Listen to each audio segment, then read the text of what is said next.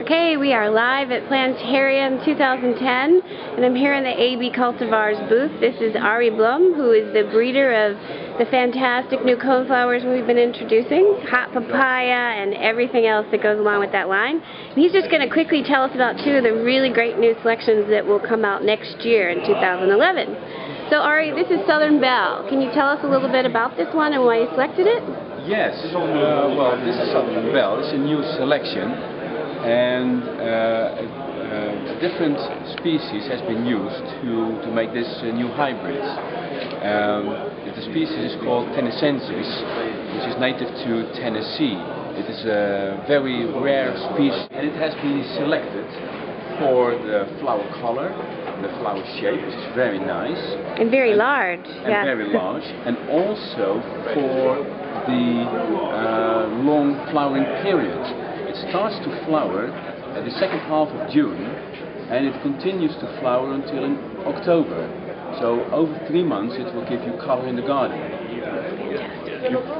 You can deadhead the dead flowers if you want to have a neat plant in the garden. You don't need to do that for a longer period of flowering.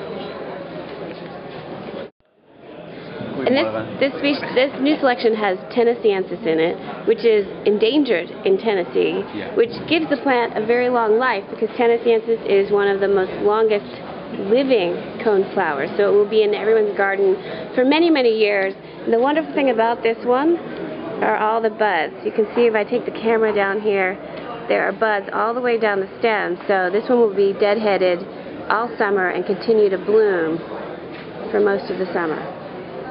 So that's Southern Belle, be out next year in 2011. This is Astilbe Delphlace, my favorite Astilbe. It's from AB Cultivars, and I wish that I had field-o-vision so you can see how wonderfully fuzzy the stems are. They are candy apple red, and they just make the flowers glow. It's really hard to take a picture of this outside, but in the greenhouse here it's doing wonderful things for the camera. You can also see the foliage is just so beautiful and dark and full of wonderful veins that are silver. It really, the more sun it has, the more color you get in the foliage. It's very unusual for an Astilbe. They usually just have green leaves or they come out red. But this one is so gorgeous. It's really attracting a lot of attention here at the AB Cultivars booth. And behind it you can see Guava Ice. And we're going to learn more about that from Ari. This is Guava Ice, and it is selected for its floriferous. It has a lot of large flowers, orange salmon of color, and I like this plant very much because it's so healthy and strong growing. So Guava Ice was entered into the Planetarium's famous plant contest. It didn't win this year. There were lots of competition. Actually, only one other echinacea, but there were a few perennials that were selected. It was more about the shrubs this year, but you can see the enormous flowers on this plant. And again, like I said, the color is really the color of guava juice. It's a little bit more pink than this shows you. But what a great plant. Nice and sturdy. Lots of wonderful light green foliage. Lots and lots of buds. It's going to be a great plant for introduction.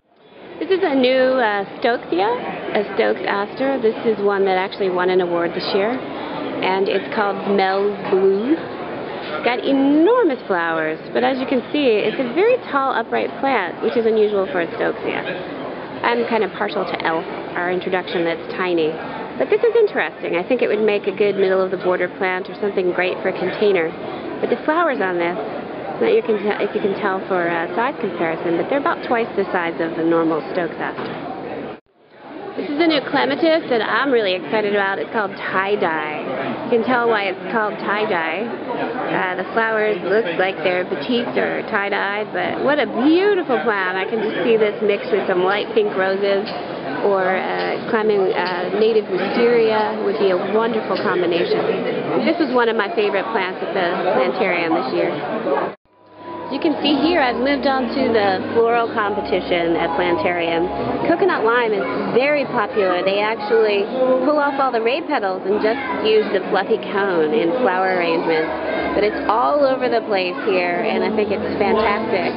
Got 3 arrangements right here in this one little spot that are using coconut lime. I love this. Isn't that fantastic? They look like big fluffy eyeballs.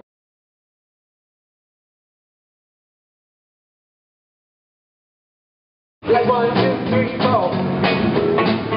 Everybody get the rock so dark and cold. I sure like the snowball fight, but the good old game gets old.